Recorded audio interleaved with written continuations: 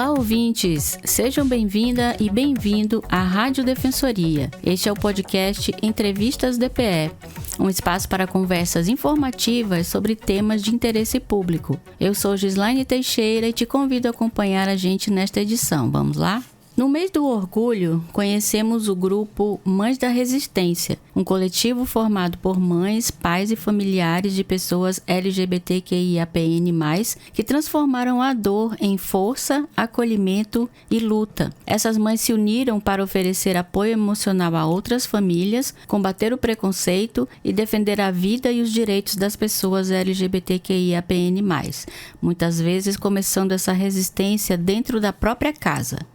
Quem conversa conosco hoje é Regi Carvalho, coordenadora do grupo e uma dessas mães que escolheram o caminho do amor como forma de enfrentamento. Ela vai nos contar como o grupo atua, os desafios enfrentados pelas famílias e por que a presença das mães na linha de frente dessa causa é tão poderosa e necessária, especialmente em tempos de tanto retrocesso e violência. Seja bem-vinda, Regi. Obrigada. Obrigada por ter aceitado o nosso convite. Eu que agradeço. O Grupo Mães da Resistência nasceu da dor e da coragem de mães que tiveram que enfrentar o preconceito dentro de casa. Como foi para você, pessoalmente, esse processo de aceitação e transformação? Bem, bom dia Gislaine, bom dia aos ouvintes, né, da Rádio Defensoria. Foi um processo muito natural, sabe? Porque eu já vinha de uma família que existiam pessoas LGBTs, né? A gente não tinha essa coisa de fazer nenhum tipo de comparação, nenhum tipo. Então, eu cresci com tios LGBTs, cresci vendo primos, primas, né, amigos. Uhum. Isso fazia parte já do meu cotidiano. Mas quando a minha filha nasceu, eu não tive essa coisa de, né, pensar, será que vai ser uma pessoa LGBT? Não, ela viveu uma vida muito amparada no amor, no carinho, no respeito, no sentido de instruir, né, para as coisas mais importantes que tinha a vida, que era o respeito, sobretudo o respeito com todas as pessoas, independente dessas pessoas terem seu credo, sabe, seu gênero. E eu sou professora, então eu tinha que ter essa base, né, social muito grande dentro de casa, porque realmente para você criar já um filho, uma filha, um filho já é complicado, né, ainda mais para pessoas que são novas. Eu tive muito nova. Mas foi tranquilo para mim, foi bem tranquilo. Muitas mães ainda rejeitam seus filhos LGBT, né? Por falta de informação e medo do desconhecido. Na sua experiência, quais são os maiores desafios para ajudar essas famílias a mudarem essa postura? As famílias LGBTs que têm filhos LGBTs, a maioria sofre por conta do medo e por conta do estigma, né, que é colocado a essas famílias. Não é porque... eu tenho certeza, eu posso falar pelas outras diversas mães que nós temos espalhadas pelo Brasil, né, por conta da ONG Mães da Resistência, né, que é uma ONG que está de norte a sul. Eu sempre falo isso. Nós estamos agora em 14 estados, né, com coordenadoras, e todas elas são mães de LGBTs, ou mulheres ou homens trans, né, ou pessoas que estão ali cada letrinha daquela, né, que significa uma pessoa. E para as famílias, o que mais pesa é a questão do julgamento da sociedade. Não é da família em si, né? É da sociedade. Porque principalmente as mães se sentem muito desamparadas. Porque ela vê uma filha, um filho sofrendo, ela não vai saber como proteger ele do lado de fora, né? E quando tem essa violência do lado de dentro também, a mãe também sofre essa violência. Porque a maioria das pessoas que têm familiares LGBTs são as mães que estão à frente nesse combate. Né? Elas se colocam como protetoras E para as mães são muito... assim, a maioria fala isso para mim, porque eu sou acolhedora, né, de mães, eu faço esse acolhimento com as mães, e a maioria sempre se queixa das questões em relação ao desrespeito mesmo, sabe? O quanto essa mãe sente, né, em relação à vida do filho, como se ela não tivesse feito o trabalho de uma mãe, né? Ela é julgada como alguém que cuida e não teve capacidade de cuidar. Aí fala assim, a culpa é sua. A culpa é sua por ser dessa forma, entendeu? Então, a mãe carrega esse estigma, carrega esse medo, né? Essa pressão da sociedade de educar uma filha, um filho, da maneira como a sociedade quer, né? A sociedade quer colocar 2 gêneros como aquele que está lá escrito e tem que ser aquele. Não é. A mãe percebe nessa hora que ela é abandonada mesmo socialmente, né? Os direitos de mãe é abandonado quando ela se vê mesmo nessa situação de não saber lidar com a sociedade que a culpa. Entendeu? É complicado para as mães. Então, a gente busca sempre acolher, ouvir, instruir, sabe? Fazer com que essa mãe se sinta fortalecida para poder amparar o filho, a filha ou filha. O Brasil é um dos países com maior número de assassinatos de pessoas LGBT, infelizmente, né? Sim. Como o grupo atua para dar visibilidade a essa realidade e pressionar por políticas públicas eficazes? As mães da resistência são, maioria, mulheres, homens, familiares, né, amigos. São pessoas que se uniram realmente por uma causa. E essa causa se chama o respeito às pessoas LGBTs. E isso engloba também direitos, políticas públicas, né, como saúde, educação, trabalho, né, segurança. E, então, todos os direitos que são das pessoas também deve amparar as pessoas LGBTs. E as Mães da Resistência procuram parceiros, porque nós somos uma ONG, né, sem fins lucrativos, sem nenhum vínculo governamental, e que a gente busca, através dos direitos que estão na Constituinte, de leis que são aprovadas, né, de agentes públicos que possam promover essas leis, a gente busca fazer com que essas leis e essas pessoas, né, que trabalham com o poder público possam colocar essas leis para serem garantia, né, de direitos de pessoas LGBTs. Então, a gente, em todos os lugares nós estamos. Nós estamos nas assembleias, nós estamos nas câmaras de vereadores, no Congresso, sempre buscando diálogo e levando essa voz, né, das mães e familiares que acreditam que, através do direito, as pessoas LGBTs podem ser amparadas, né? A Defensoria é uma grande parceira, né? Inclusive, Sim. essa semana nós estamos tendo o mutirão... Do casamento, né? Mas essa semana é o mutirão Transformando Identidade. Isso, pela segunda vez. Isso, nossa, e assim, eu acho que a Defensoria, ela faz um trabalho social muito, muito bom, sabe? Muito perfeito, muito em cima do que tem que ser feito mesmo.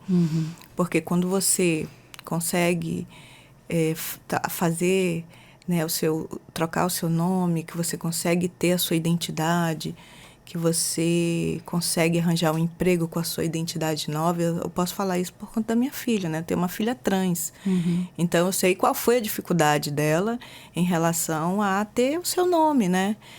E hoje, a vida dela é outra.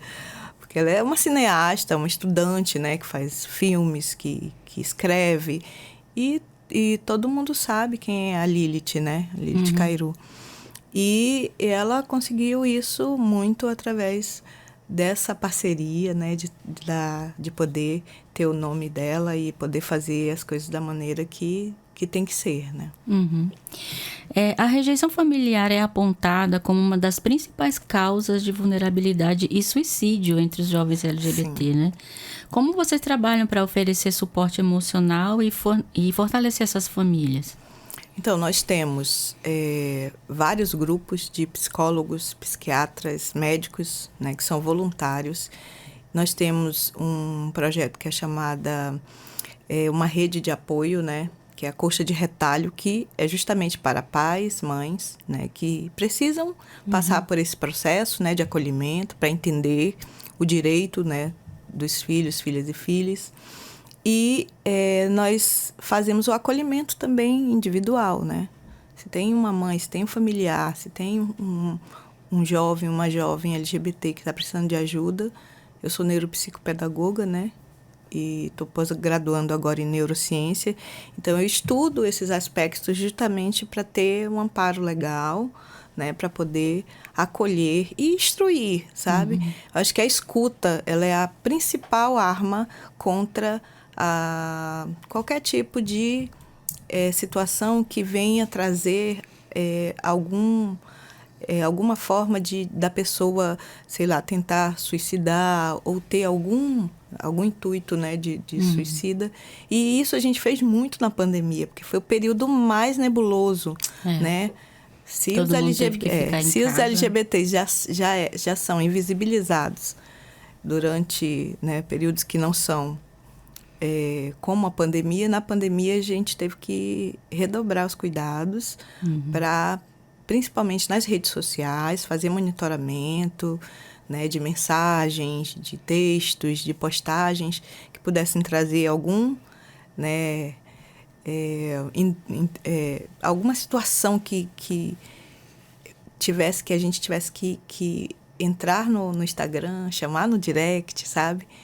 E que conotasse algo que poderia, né, acabar com a pessoa, sei lá, tentando algo contra a vida. Então, a gente faz isso, né? E até hoje também o meu contato, né? Eu tenho um número de celular em que a gente disponibiliza, né, para as pessoas, principalmente para os jovens. Aqui em Roraima a gente tem, a maioria mesmo são jovens, que não têm amparo, né, que às vezes são expulsos de casa, né, acontece alguma divergência dentro de casa e aí a família manda embora, não tem onde dormir, não tem onde morar, não tem aonde repousar, né, e aí a gente acaba entrando com esse acolhimento, com essa escuta, para tentar trazer o jovem de volta para o lar, sabe? Eu acho que ele tem que estar no seio familiar. E aí é quando trata a família toda, sabe? Além de tratar também o adolescente ou o adulto, né? Também trata a família também, para fazer com que essa família possa recebê-lo de volta e que tenha um amparo também psicológico, sabe? E falando sobre o ambiente familiar, né? Às vezes ele pode ser até mais violento que o espaço público para essas pessoas, Sim. né? Que conselhos você daria para mães e pais que ainda têm dificuldade em aceitar seus filhos? Olha, eu acho que você tem que primeiro olhar sua criança, sabe?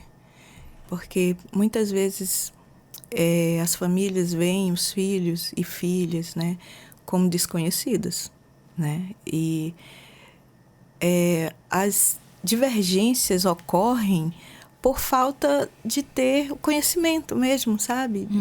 Ou porque tem algum cunho religioso, né? Que a maioria das vezes tem relação com a religião. E eu sempre falo isso, olha, se Deus é amor, né? E você é a figura que representa ele aqui, então você tem que fazer como Deus faria. Amor incondicional, Com né? certeza Deus não iria expulsar, não iria estigmatizar, não iria bater.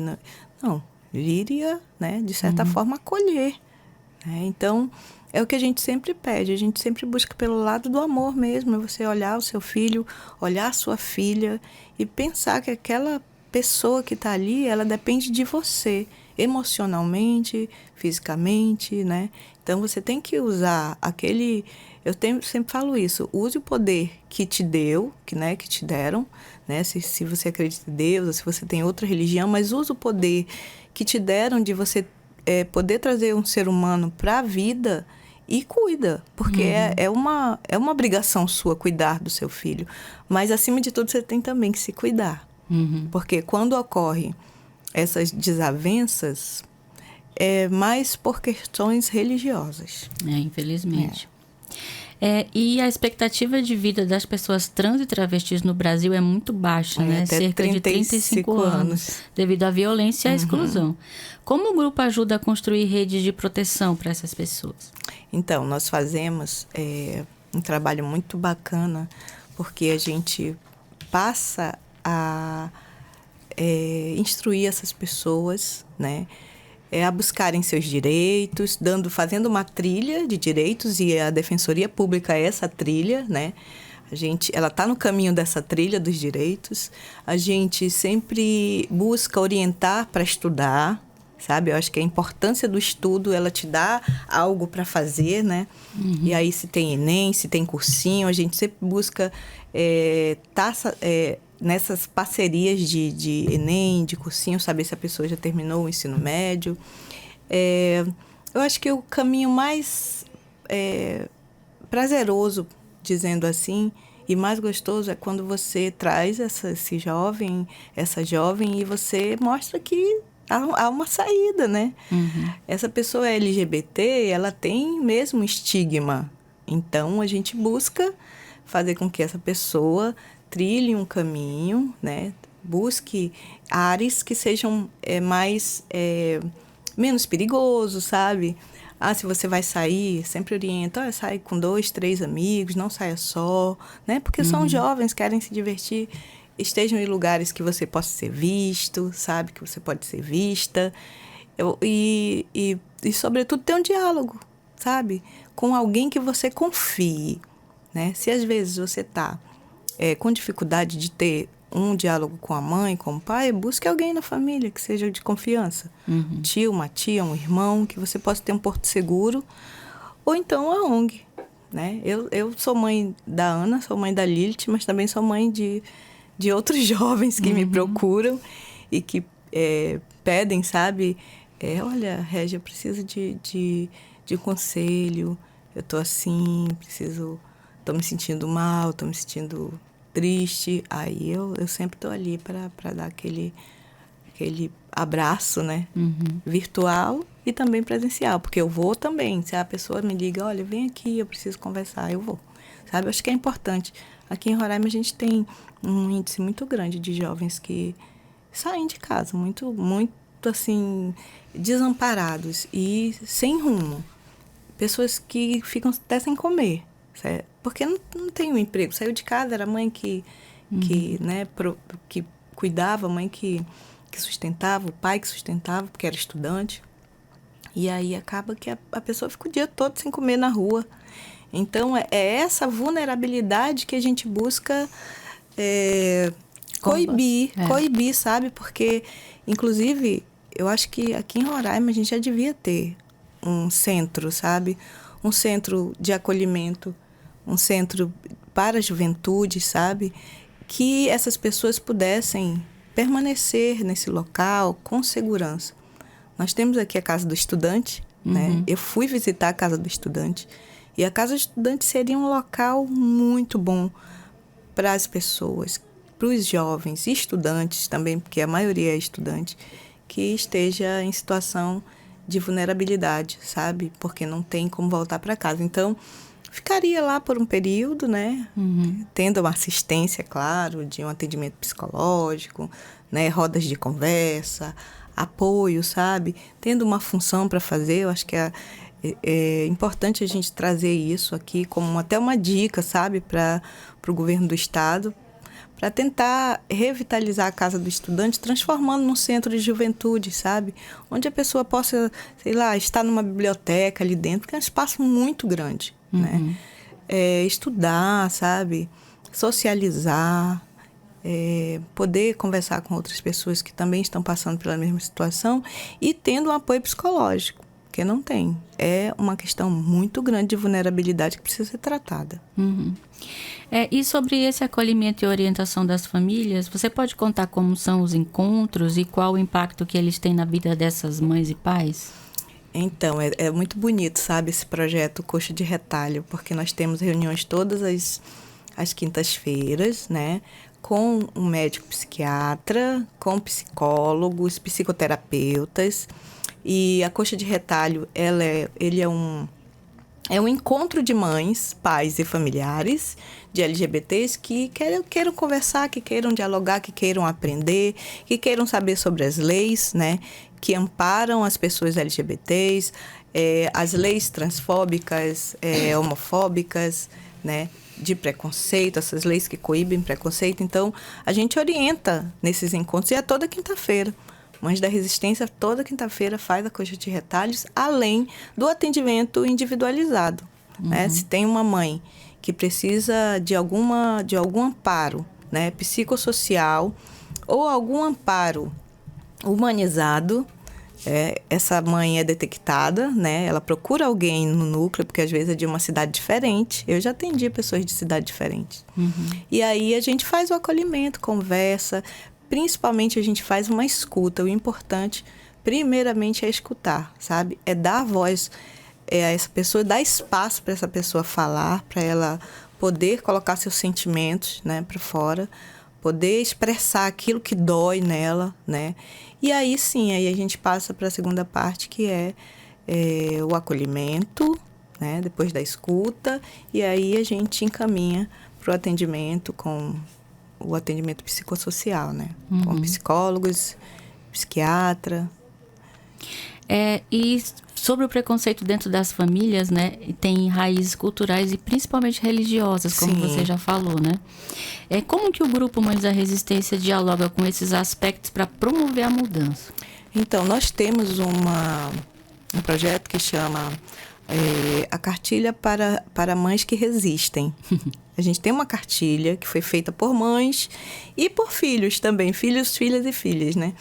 E nessa cartilha ali tem tudo, dizendo de uma maneira muito didática quem é uma pessoa LGBT, qual letra ela se encaixa, né? Porque a gente tem um universo, né? LGBTQIAPN+, né? E provavelmente virão outras letras, né? A gente não vai conseguir falar. A gente não vai, mas aí colocou mais ali, a gente já sabe que tem alguma coisa depois, né? E aí seria interessante que essa cartilha, que nós tivéssemos parceiros aqui no estado para promover essas cartilhas, por exemplo, nas escolas, sabe? As escolas, elas são os locais que mais afetam as crianças LGBTs, porque essas crianças LGBTs, esses adultos que hoje são LGBTs, foram crianças LGBTs. E elas tiveram a sua infância negligenciada. Provavelmente sofreram muito bullying. Muito bullying, sabe? E existe isso aqui no estado, muito. Eu mesmo recebo diversas denúncias, informações de crianças e mães de LGBTs que tiveram os seus direitos negligenciados dentro de escolas, né? E de você ouvir absurdos. Eu sou professora, então imagine eu tendo que ouvir que não existe criança trans, sendo que eu tenho uma filha trans.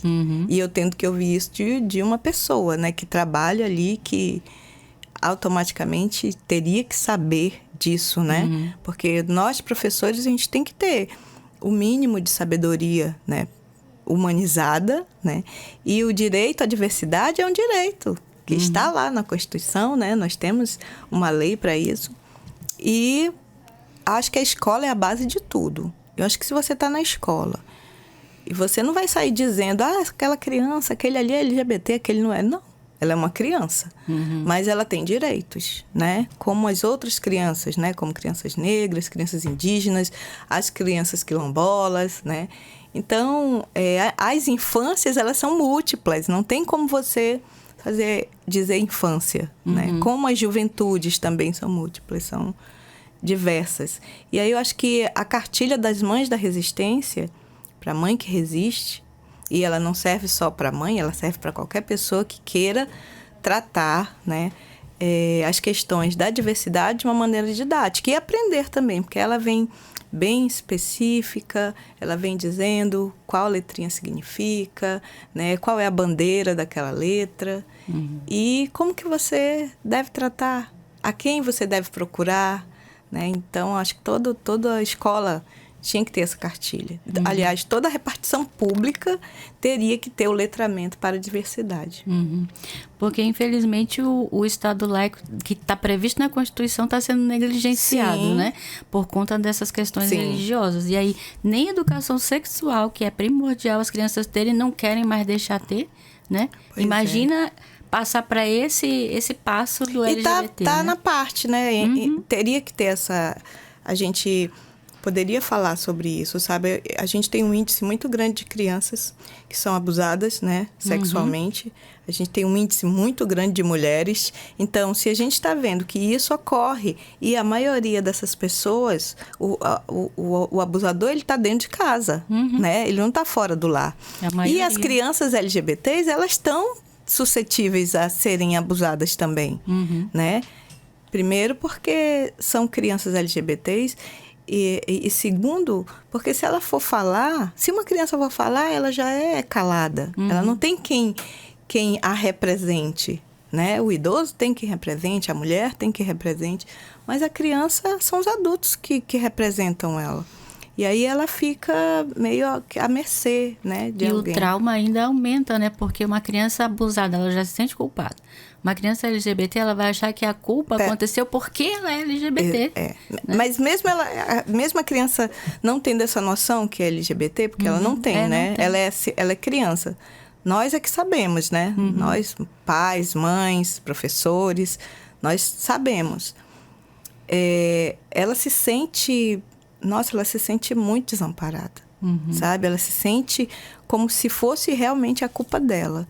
Então, imagine o tanto que isso da gente trabalhar, por exemplo, tem o 18 de maio, né? Que é o dia de combate à violência sexual, né? Das crianças, de combate essas questões de pedofilia. A gente precisa tratar isso de uma maneira mais didática, sabe? Que ninguém vai ensinar... para as crianças, por exemplo, você vai ser disso aqui no futuro. Não. Você vai se proteger, né? Você vai saber como se proteger, você vai ter uma pessoa que você vai contar, né? E a maioria dessas pessoas são os professores.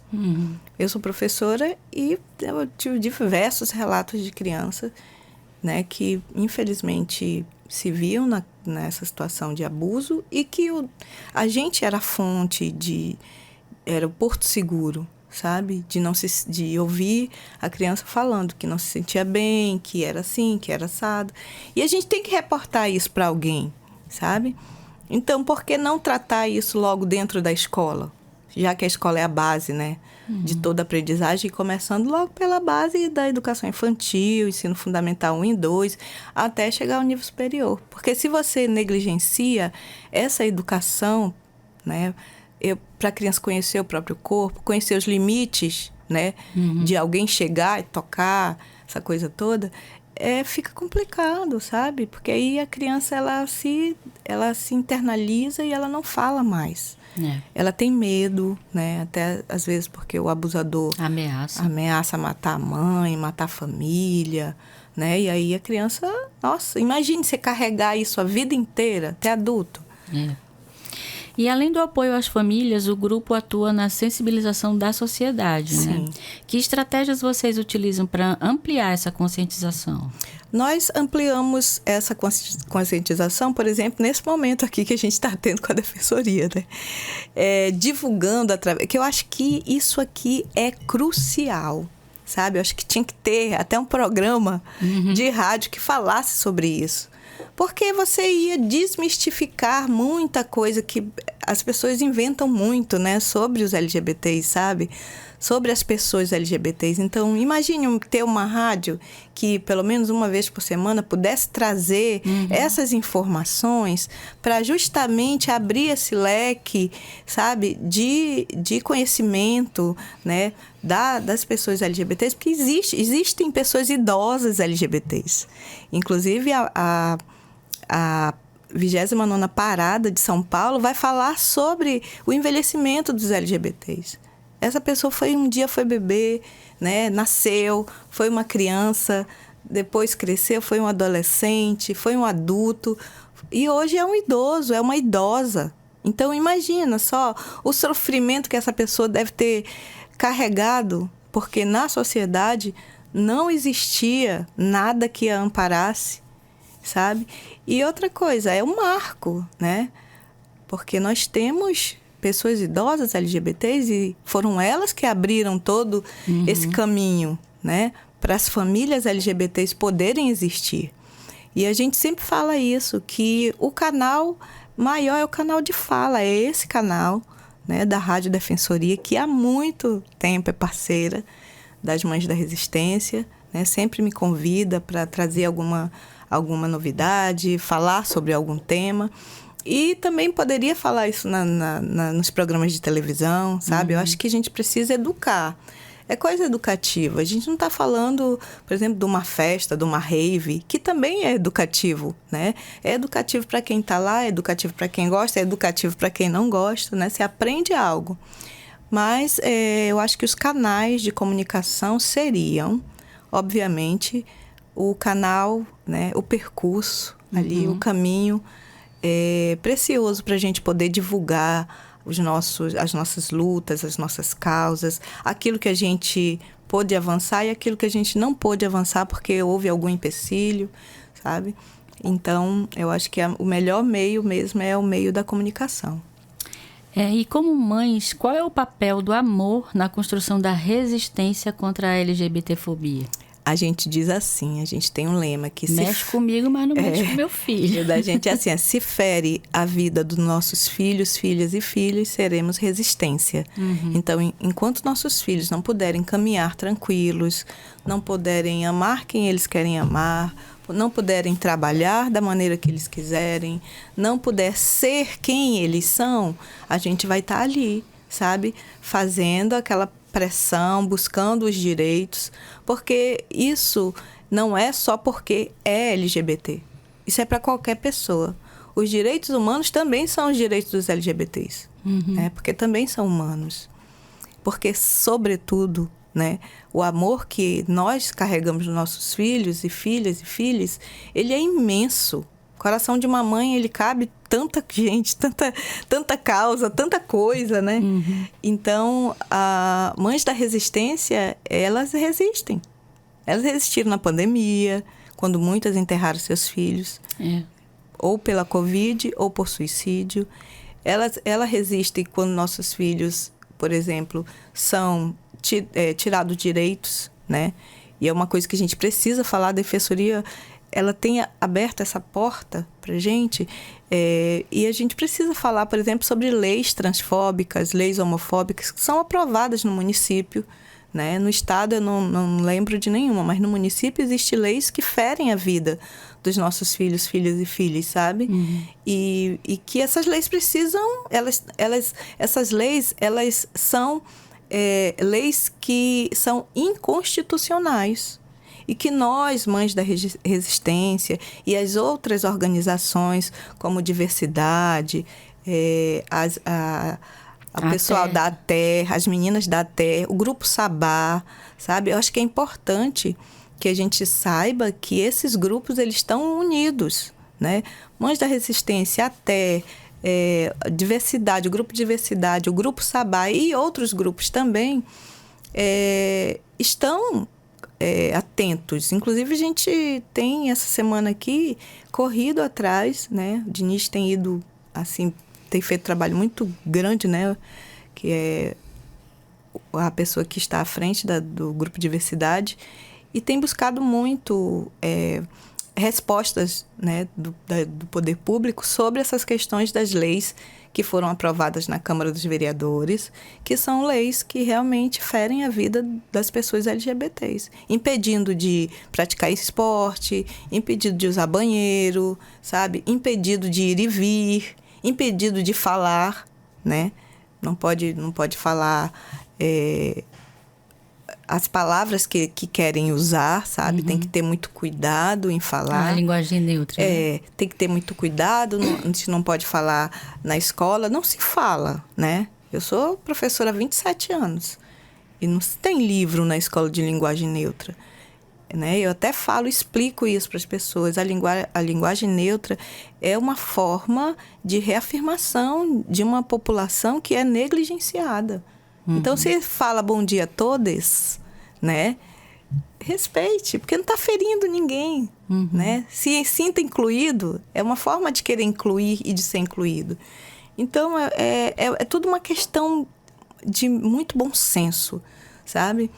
Ninguém quer mudar a gramática, não, mas o todes é uma forma de, olha, eu estou aqui, eu preciso de respeito, eu preciso de espaço, eu preciso ser respeitado no meu direito como cidadão ou cidadã, independente da minha cor, do meu gênero, da minha religião. Então, os grupos que estão à frente da luta, e que é muito complicado ainda, sabe? Porque a gente luta contra uma sociedade muito preconceituosa. Roraima, né? A gente luta muito, sabe? E a gente não ocupa espaço. A gente quer simplesmente que os nossos direitos das famílias LGBTs sejam respeitados. E quantas mães e pais vocês têm no grupo? Olha, nós temos no Brasil todo, eu acho que são mais de 10 mil no Brasil. E aqui em Roraima? Em Roraima nós temos em torno de 30, de 29 a 30 pessoas. E chamando mais, viu? Mais mães. Porque assim, a gente precisa ter um coletivo, né? A gente precisa desse coletivo. Esse coletivo precisa tá com a gente. Precisa estar trazendo também as demandas, né? E eu convido, sabe, mães que queiram participar da ONG Mães da Resistência aqui de Roraima, que queiram participar das rodas de conversa, que queiram participar dos nossos movimentos, né? A gente tem um projeto que eu sempre faço, que é o Abraço de Mãe, que leva para a praça, né? E aí a gente fica lá recebendo as pessoas, abraçando, sabe? Bem que em época de pandemia foi difícil, mas o abraço era virtual, né? E agora no período das gripes virais, né? A gente dá abraço virtual também, porque realmente a gente também preza a saúde das pessoas, sabe? Mas nós fazemos reuniões virtuais, né? Que também é uma forma de ser acolhida, uma forma de ser visto, de ser ouvido. E outras pessoas tão distantes Sim, participarem. Quem não gosta de aparecer, deixa lá só a fotinha mesmo e fala, sabe? Eu acho que é importante que a gente possa ampliar, né, o Mães da Resistência aqui em Roraima para os outros municípios, né? E as mães que estiverem ouvindo, as famílias, os familiares LGBTs estiverem ouvindo e quiserem fazer parte, né, dessa família, né, que é Mães da Resistência, pode entrar em contato comigo pelo meu telefone, que é o 9119-1695, ou pelo Instagram, Regi Carvalho, né, @RegiCarvalho, 2 R's, né, com 2 R's, e falar, olha, Regi, eu quero fazer parte do coletivo, quero ser do colegiado Mães da Resistência. Porque a gente precisa de mais gente. Tem algum local para as reuniões? Sim, no momento o local está sendo na minha casa mesmo, né? A gente tem um jardim bem grande lá, faz as reuniões lá. Mas futuramente, né, quando a gente estiver mais estabilizado, porque a gente está com 2 anos, né, de ONG aqui no estado, aí sim, a gente procura, a gente está procurando um local para poder fazer também desse local uma casa de apoio, né, para pessoas LGBTs, né? É importante. E principalmente para os jovens, né? E como você vê a importância do mês do orgulho para fortalecer o movimento de resistência das famílias e ampliar a visibilidade dessas pautas? Nossa, eu vejo como o mês de junho, quando chega, a gente já fala, nossa, chegou o mês mais colorido do ano. De alguma forma é colorido, né? Se não pelas bandeirinhas, né? Pelo arraial, pelas festas juninas, pelas comidas típicas, também pelo amor que as mães vão poder mostrar, né? Pelos seus filhos e filhas e filhas. E também externar essa luta, sabe? Hoje eu, como mãe, estou aqui, né, falando sobre o orgulho que tenho das minhas filhas, da Ana e da Lilith. e dos meus outros filhos também, né? Que eu tenho vários filhos espalhados por essa Boa Vista, né? Que me veem e falam, ai, Regi, poxa, que bom que você traz esse abraço para mim, sabe? Isso para mim é muito importante. A gente vê no olho, né, dessas crianças, né? Que são jovens já altos, né? Gente maior que a gente, mas a gente olha como crianças mesmo. E a luta, ela é diária. É uma luta diária, é uma luta diurna, sabe? É uma luta que ela não cessa, sabe? Às vezes nas nossas reuniões eu até falo, gente, mas as mães não param, né? Eu tive que parar, né? Eu tô em tratamento de burnout, né? E eu tive que dar uma parada, assim. Mas as mães, eu vejo, estão lá, correndo, estão fazendo, estão levando, estão, inclusive nessa semana, nos seus estados, levando os jovens para fazer, né? A nova certidão. E, poxa, eu fico muito feliz porque quando uma para, a outra continua, sabe? E para quem, como a gente fala, né? Para os pais e para as mães que ainda estão dentro do armário, né? A gente quer tirar, né? A gente quer tirar. Eu posso dar um depoimento pessoal também, porque a minha filha também é LGBT, é uma mulher maravilhosa, inteligente, responsável. Eu fico me imaginando a loucura de um pai e de uma mãe não querer conviver com um filho só por causa disso. Eu não imagino a minha vida longe da minha filha. E nem eu. Nossa, e nem eu. Eu tenho duas, né? E quando uma sai, a outra tem que estar ali comigo, porque fica complicado pra gente, sabe? O amor que a gente tem é incondicional. E se você se afasta ou afasta ele, você perde tanta coisa. Você perde um pedaço seu, né? E por besteira, né? Já basta o que eles sofrem na rua. Então, eles têm que ter o apoio em casa. Já são estigmatizados pela sociedade. Ainda serem estigmatizados dentro de casa, onde seria Porto Seguro, né? E aí eles se sentem mais fortes e preparados para enfrentar o que está fora ameaçando eles. As minhas filhas, por exemplo, eu preparei, sabe? Seja forte, sabe? Não deixe que te menosprezem. Você é linda, você é inteligente. São palavras positivas que eu acho que a gente tem que falar para qualquer pessoa, sabe? Independente, tem que falar para qualquer pessoa. Mas nós somos mães, nós somos familiares de LGBTs. A gente está no mês do orgulho. Então, eu tenho que externalizar esse meu orgulho. Eu tenho que externalizar que eu sou mãe de LGBT, que eu sou avó, né? Que eu tenho um neto. É uma criança, eu não sei, né, se é LGBT ainda, mas se for não terá problema nenhum, porque terá o mesmo amor que os filhos héteros, porque eu também tenho filhos héteros, né? E não dá pra gente diferenciar, sabe? Não é uma cor, essa cor eu gosto, essa aqui eu não gosto. Não, gente, amor é amor. Você não fica querendo diferenciar, ainda mais se for uma pessoa que você sabe que ela já vai ser tão atacada, tão estigmatizada, sabe? Desacolhida dentro de uma sociedade que é muito homofóbica, transfóbica, sabe? Machista, né? Preconceituosa. Então, vamos dar amor. Eu acho que o amor, ele é a base de tudo, de todas as complicações, sabe? Um abraço, o afeto, o acolhimento, a escuta. Então, você tem ali a chave para o teu problema, sabe? Para que criar mais problemas se você já tem a chave, né? Deixa de novo, Regi, o número do seu contato e o Instagram para quem estiver interessado. Tá, então é Regi Carvalho, o Instagram é 2Rs, @RR, aí com o meu nome, né? Regi Carvalho. Com Y. Com Y. O telefone é 9119-1695, para caso queiram conversar, queiram fazer parte da ONG, venha fazer parte da ONG. A gente precisa de muitas mães, sabe? Porque eu acho que esse laço que a gente tem com as mães, ele é muito gostoso, sabe? E as nossas conversas são conversas que você sai de lá mais leve. Você fala, nossa, uma amiga que mais recente está fazendo parte, ela disse, eu não sabia que eu tinha tanto apoio assim. Se eu soubesse antes, eu teria vindo, entendeu? Porque o foco maior é a família. Sim. E principalmente são as mães, que são as mais desamparadas, porque elas são as aguerridas, elas vão pro fronte, elas vão pra luta, mas quem ampara elas?